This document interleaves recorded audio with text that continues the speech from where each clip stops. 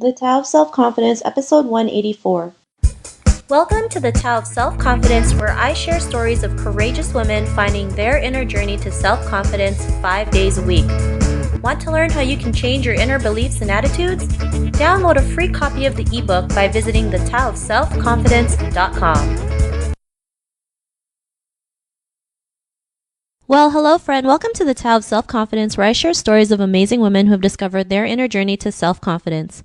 I'm your host today, Sheena Yap Chan, and today I have a phenomenal lady who's also from my city of Toronto. She is an entrepreneur, and she's here today to share her story of self-confidence. And, I'm just grateful to have her on. So without further ado, I'm going to introduce you to Mhay Tuazon. Mhay, how are you today? Maybe you can fill in a little bit more about yourself to our listeners. Hey, Sheena. I'm good, thanks. Okay, so my name is Mhay Tuazon, and I'm from sort of like half an hour away from Toronto. I'm from the city of Brampton. And I am married with 2 kids. I have a 3-year-old little girl and a 10-year-old boy.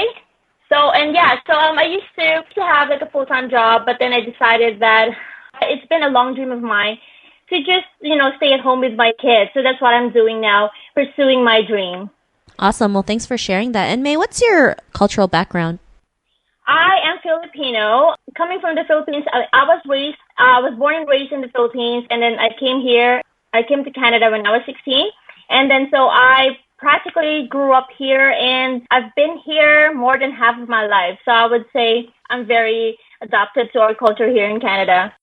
Awesome. Well, thanks for sharing that. And Mhay, what would be your favorite self-confidence quote? Well, growing up, I didn't really have a self-confidence quote, but I'm going to share with you something that it's a motto that I've always, ever since I saw it when I was, I think, 11, it's stuck in my head, and it goes like, if others can, why can't I? So I've always believed in that ever since. So if I see someone doing something great, if I see someone succeeding, I always ask myself, okay, what's so special about them that I can't do it, right? So I always try to kind of do my best at whatever it is I try to do, just because I know that, we are all created equal, right? So if one person has the ability to do it, the only thing that would stop me from ever achieving anything would be my own willingness and my own self-confidence in doing it. But to share with you a quote, I found one from Samuel Johnson. It goes like, self-confidence is the first requisite to great undertakings. And that I truly believe, just because if you don't really believe in yourself, there's really nothing much that you would even try doing. Awesome. And that's a great quote. And it's true, right? I mean, everyone, we all started at the same stage with no knowledge of whatever it is we want to pursue. And they always say, a master was once a disaster. And if you can see someone who's out there doing it and, achieving something, what makes you different from them? The only difference is they're willing to take the action and go through the hurdles and, to get to the other side. So, for sure, yes. I love that. And thanks for sharing that quote. And, in your own words, how would you define self-confidence? Well, for me, it's having the courage to actually follow your heart. Because for me, when I started, there's just so many things that I wanted to do. But at the same time, at first I thought that I had the confidence, but then the only thing missing for me was the action part. And it was then that I realized it was self-confidence that was missing from me. That's the main reason that I wasn't taking any action. Just because when you think of it, if you have that confidence in yourself, you won't, nothing will stop you from ever achieving that something. So for you to have the courage to just get up and do it and, kind of build that self-confidence in you, have that self-confidence in yourself, then, it would allow you to kind of continue on to pursue whatever it is you're after. Awesome. And it's a great definition that you mentioned. I love when you said, follow your heart. And some people forget that, right? I mean, if there's something that you're passionate about, I mean, I think the universe or whoever it is you believe in is giving you a sign to go to that direction. So great stuff. Mm-hmm. And Mhay, what was your life like before your discovery of self-confidence? Well, before I was just, the average person, I would just go to work. It's kind of like, you kind of feel like a robot. You're kind of like, if you wake up in the morning, you go to work, and then, before you get to work, you kind of get stuck in traffic, and then you spend all day behind a desk or doing some routine thing like every single day. And then for, like over time, it kind of felt like, to me, it didn't feel like life, because it wasn't really something that excited me. It was something that there was nothing to it that brought me to life. So it was then that I realized, there's got to be something more, because at the same time, deep down, I feel like I'm meant to do more. Like I'm meant to be more, right? So for me to be doing the same type of job, like day in, day out, it felt like I wasn't living on purpose. So it was then that I kind of do some soul searching. I really had to think about it. Like, even meditation, I really got into meditation just because they said that if you calm your mind, if you quiet your mind, you will hear that voice within and that it will guide you. So I got into meditation just so I can find my real purpose.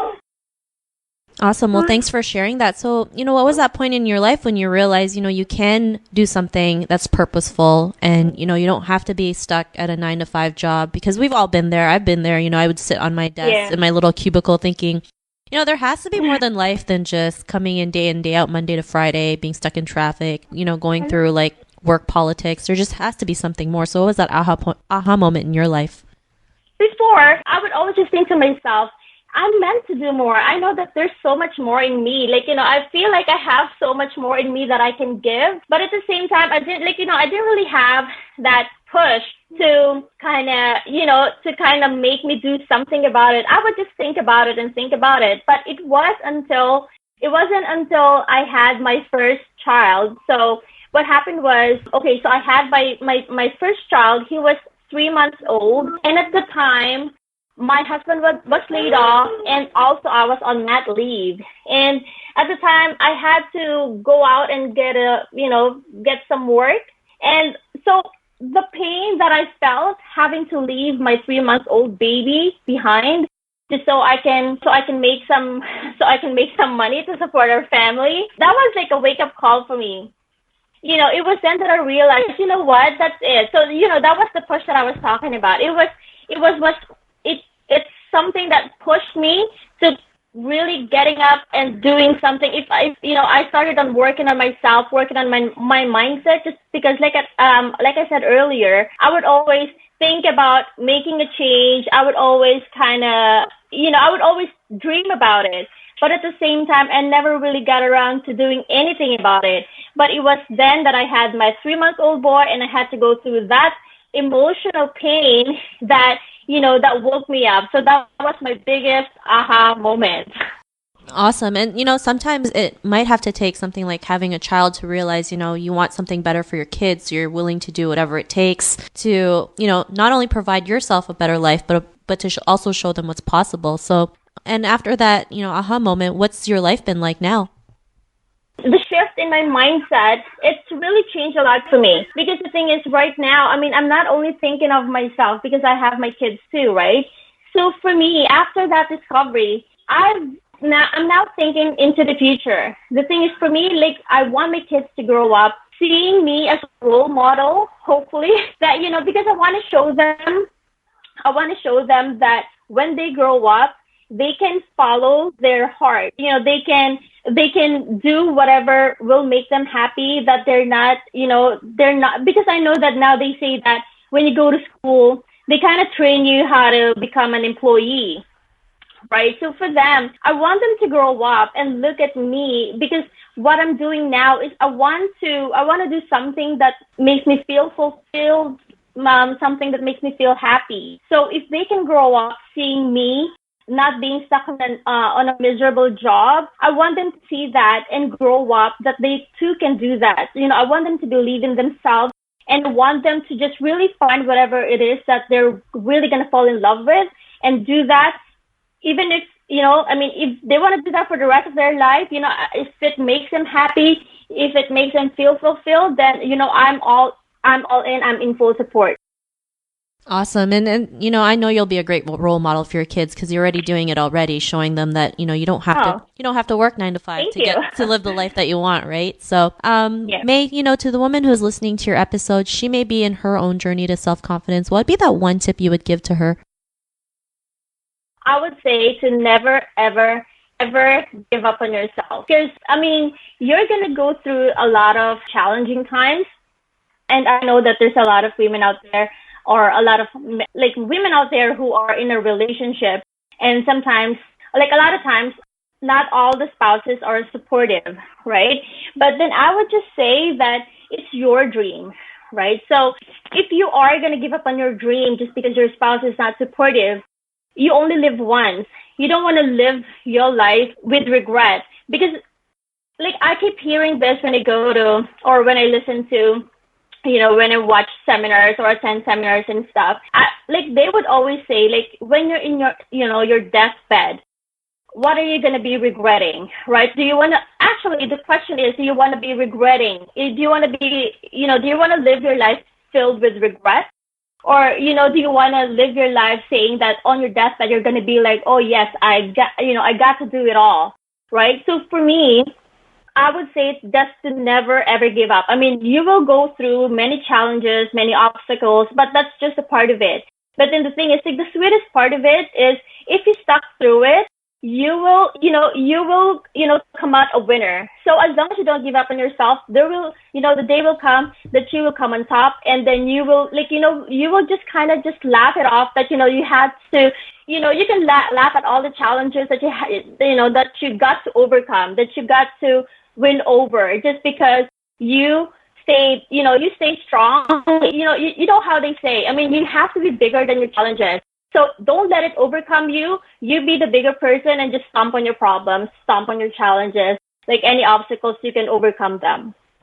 Awesome. And that's a great tip. Love it. Thanks so much for sharing that. And May, if our listeners want to connect with you or get to know a little bit more of what you do, is there any links or social media profiles we can connect with?